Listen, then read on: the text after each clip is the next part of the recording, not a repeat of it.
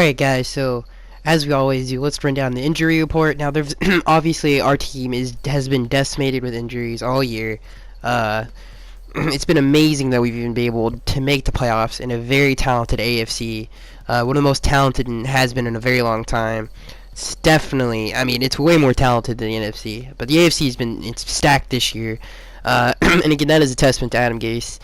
And what he has done with the team. But it's been a problem all year, and some of our biggest problems, were problems before when our team was healthy, but now they're even more, way bigger problems than they were before, and a lot of those problems would be fixed if we were healthy, for a lot of different reasons. I mean, if we had 100% Cole Misi, 100% John Jenkins, and 100% Kiko Alonso, 60% of the year, 50% of the year, our record would be a whole lot better. And obviously, Rashard Jones is done kind of like, that's a crazy one because he's never injured. But yeah, so I'm talking about over the last couple of years, that has been a problem with linebackers and such like that. But we're still very hurt. If you don't know, Ryan Tannehill will not be playing in this game. And then Byron Maxwell, he's trying to push as hard as he can to play in this game. Me personally, I don't like I don't like a cornerback who, especially who Byron plays to extremes when he's up on the line of scrimmage and he's pressing. If he's injured, man, that makeup speed's gonna get even. It's gonna be terrible. So definitely, I like it 100% Tony Lippett or 100% Xavier Howard more than I do a 20% Byron Maxwell. That's basically it. John Jenkins returns for He returned from practice. He missed the past 2 games because of a knee injury. He would practice on a limited basis for the second consecutive day. So that's good news, I guess you could say. But again, an injured Jelani Jenkins is not a good Jelani Jenkins. And it seems to be like he's 80%, which is better than a 50% Jelani Jenkins. So that's really good news. So let's jump right into the stats. Which means this is kind of the final stats of the regular season, which is interesting. Because you can see how some of the positional groups on our team were high, like really high, and then some are really low. Points, we are 17th in the FL, 22. Yards, we are 24th with 332. Pass yards, we are 26th with 218, and rush yards, we have 114. And that's 9th in the NFL. So let's go to the Pittsburgh Steelers. Now, obviously, this is offensive stats, and that's basically all we do on this channel. So, as you guys know, so the Steelers are one of the better offenses in the league. So this could be this would be a big difference here. Points, they are 11th with 24. Yards, they are 7th with 372. Pass yards, they are 5th with 262. Rush yards, they are 14th with 110. So let's get into the the game. Now, last time we played them, injuries were really weird on both sides. I don't think Casey Hayward. I don't know if I'm getting him mixed up with somebody else. I feel like I am, but the defensive lineman for the Steelers, I don't think he played that game. And I'm pretty sure he didn't play that game. So, yeah, that was a big loss for them, and then obviously Rashard Jones goes out after he made a crazy pick. We had a lot of injuries that game also. That was a crazy game. But looking back on that game, obviously, Jay, that was his coming out party. That was his 200-yard game. That was like, we finally established our run game and the identity of the football team was that game right after the Titans game. That's when we started to get on our playoff run. And that was a big game for us. That was a big confidence booster for us. But we really won that game with defense and running the football, and a really big plays in the passing game. There were so many big plays in the passing game. Obviously, Ryan Tannehill's big rollout and throw on the run deep to Marquise Gray. And that was the first game where Dominique Jones and Marquise Gray had a really good game. We kind of had confidence in our tight ends, which we hadn't had all year in terms of all-around game, not just receiving. We just had lost Jordan Cameron. That was a big question mark for our football team. Could they, even without Deion Sims, could they carry the load? And they absolutely did that game. But like I said, there was big plays in the passing game. There was huge plays to Jarvis in that game. So Ryan Tannehill made a lot of big plays in that game to win that game. There was a lot of big plays on the offense side of the football. We ended up scoring 30, and we held them to 15, if I'm not mistaken. Our defense played huge. They pass rush was big. Zone coverage was really tight in that game. Vance Joseph called a really good football game. Everybody had a really good game that game. The defense is what really... We let up a bunch of points early. Not a bunch of points. I don't know. I mean, not a bunch of points, but we let up points early. We actually let up a touchdown and a 2-point conversion, and they went up 8-0 on us. And then we kind of started. We were able to move the ball all day on them, whether that be passing the football, or running it. So there was not a point in that game where our offense could not move the ball. But so this game is going to be different. This one's going to be a playoff road game at Heinz Field with that playoff atmosphere. So our defense is going to play a very, very huge part in this game. It's going to be interesting because it is so hurt and battered right now. Even Bakari Rambo, I mean, there's some question marks there. But it is going to come down to our defense. A lot of it's going to come down to our defense to set the momentum. And we've talked about this before. If our defense can, like, not let any points up, or at least 3 points first 2 drives, because I know they're getting the ball first if we win the coin toss, and I even think if they win the coin toss, they're getting the ball first. So our defense has to set the tone. We cannot be down 7 points on the road at Pittsburgh. That's not a good thing at all. Now, obviously mismatches, things that we can do to stop that. The big three, obviously Big Ben, Antonio Brown, and Le'Veon Bell. Omar Kelly talked about it, and this has been a theme throughout the 2016 season, is we've done a very good job of taking your number one guy, unless you're a tight end like Delaney Walker in the Titans, or you're AJ Green in the Bengals, or any kind of tight end for that matter. We do a very good job of taking your number one wide receiver away. We've done that all year. It's actually been pretty awesome. We've done a good job of taking that person away. Now, this, again, recently, we didn't do a really good job of Julian Edelman, but we did a really good job with Brandon Marshall. We've done a really good job with a bunch of other guys. Even, Sammy Watkins had a really good game on it. Yeah, so I guess you could say, I mean, that's a little bit debatable. I guess you could bring up some players, but for the most part, we've done a good job of taking your number one guy away. And not let them hurt us too bad. And the last time we played them, we did a very good job of stopping Le'Veon Bell in the run game, and that's what you have to do. Going back to the matchup problems and stuff like that. If we let them run it all over us, then they're not gonna be able to. There's no way we're not gonna allow 30 points or over, even more than that, against the Steelers. Everything is if you've seen their offense, a lot of it is predicated off Le'Veon Bell having a very good game. You've seen that in some of their biggest wins this year, the one against Buffalo, the one against Baltimore. All of those were them having. Excuse me, that was my cat. My bad.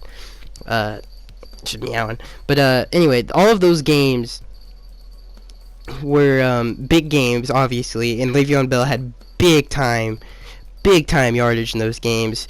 The one against Kansas City, that was really early on in the year. But anytime their offense really gets going, the one against the Colts on Christmas, it was Christmas. Was it Christmas or was it Thanksgiving? I think it was around Thanksgiving. My point is Le'Veon Bell always has a great game when their offense scores a ton of points. It's always predicated on them running the football, getting him involved in the screen game, the passing game, any way they can.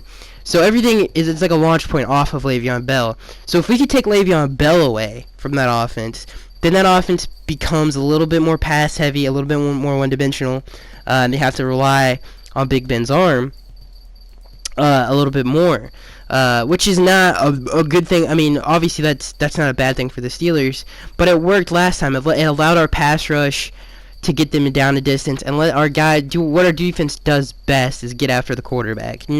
We suck in third and shorts. We suck on second and shorts.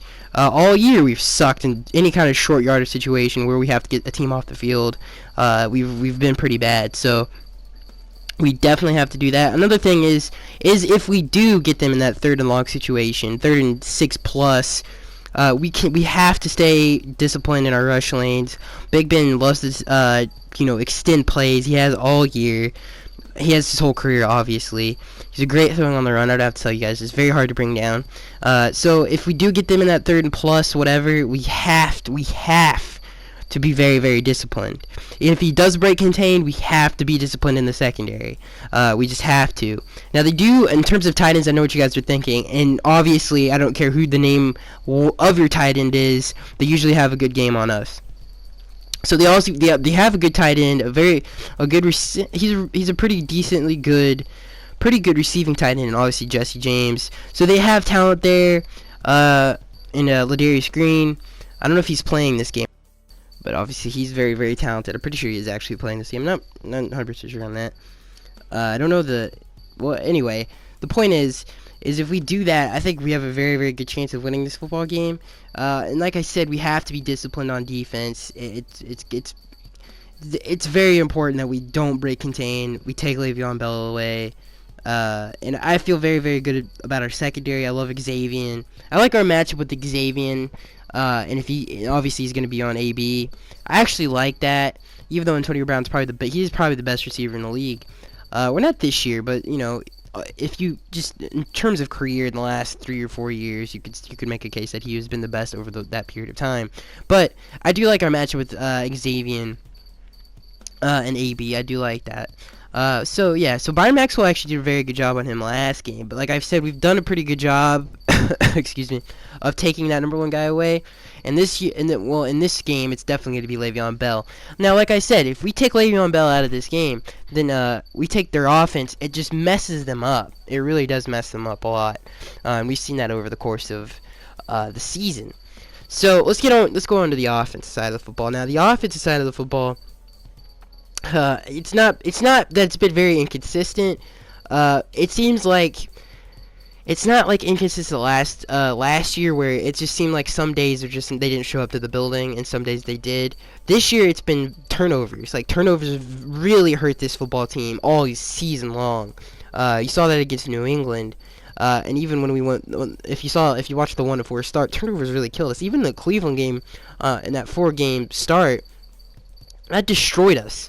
That absolutely destroyed us. On turnovers in that game, the Cincinnati game, the New England game on the road. That game is the perfect example of turnovers killing this offense. So anytime we've struggled on offense, I feel like it is turnovers, and I feel like it is rhythm, for sure. Now, I'm not saying, because I think the offense is there and they're trying, but we just get off to slow starts. Same thing with the defense. They also get it. The team gets off to a sluggish start in that first quarter, which can't happen against this.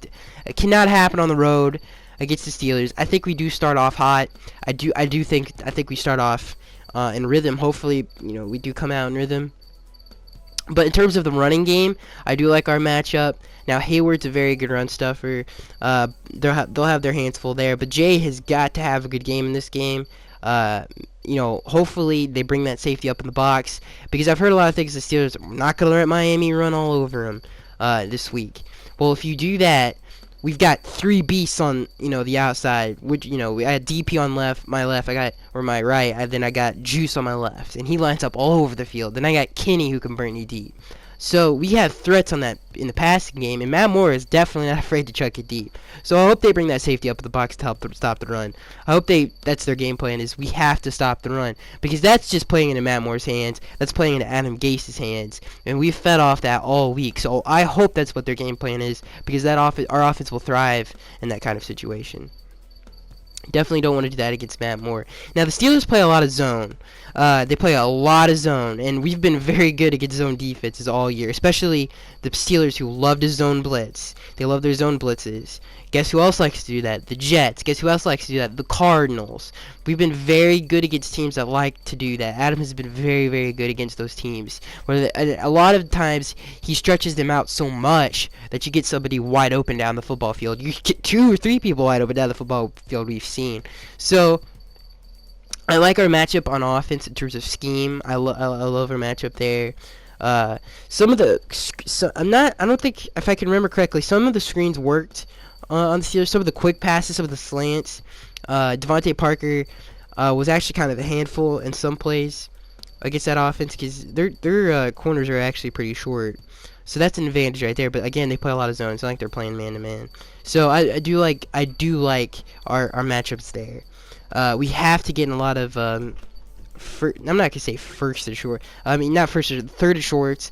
There's situations where you don't know if we're gonna run or pass it. That's going to be a huge factor in this game. Devontae Parker has to come up big in this game. He's going to be the I think not the wild card, but he's definitely going to be the X factor in the passing game. If he gets going, that opens the floodgates. Nobody, nothing is gonna be able to stop us. Now Jarvis is obviously on a tear right now. He's on kind of like a revenge path, I guess you could call it. He's mad, so he's gonna have a great game. I already feel that he's gonna have a great game. I think he's gonna have a very, very, very good game. But I like our offense's matchup on scheme. I think we're gonna do a very, very good job against the Steelers. Obviously, this is one of the biggest games we've had in a very long time. Now, regardless what happens in this game, I could give a rat's balls, because the accomplishment was getting to this game. The accomplishment was taking this franchise to that level that we haven't seen in almost 10 years. So you have to understand that, and you have to appreciate that. And all I would say is have fun on Sunday, and obviously cheer your head off. Like I said, this game's going to come down to, can we take Le'Veon Bell away? I definitely think we have a good chance of doing that. Jordan Phillips has played really good towards the end of the season. The lack of effort has killed him. Some plays he takes off, and that's killed him. Inconsistency has killed him in his career, but he's gotten better at it. Earl Mitchell, coming out as his relief role, has been big this year. So we have the players that can execute that game plan in terms of taking Bell away. We have the linebackers. Well, we don't really. I'm not gonna say that, but we definitely. And Omar Kelly bring up another great point. Is Kiko Alonso is very good at covering linebacker, or not covering running backs. He's not very good at tackling running backs, but he's very, very good at covering them. So that's an advantage there. If you look at matchups on the football field, Kiko and Le'Veon in pass coverage, he's good at blanketing him. He's not very good at tackling run after the catch. But yeah, so I like our matchups on offense. I love the way we can stretch a zone blitzing scheme, especially Blitzburgh up there in Pittsburgh. They still like to do that, even though Dick LeBeau's not there anymore. They still love to do that. Yeah, they have obviously they have really fast guys like Bud Dupree, and all those boys up there. They have Shazier, who sometimes they blitz, sometimes he's a very good linebacker. So Matt cannot, obviously we've talked about it, we cannot turn the ball over, because don't want to put your defense in bad situations, don't want to give the other, especially a great offense like that, free points, and Matt Moore has to have a great game.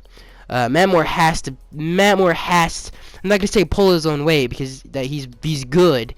He cannot make plays to lose us the game. Like last week, he threw a pick to Logan Ryan early on in the game when the offense was moving it up and down the field on our defense. He can't do that against a crapid Super Bowl contender. You just can't do that kind of stuff. Matt Moore has to make plays with his arm, and I know sometimes he throws picks doing that, and it is what it is. But at the same time, this is a playoff game. Don't make something like too stupid of a mistake.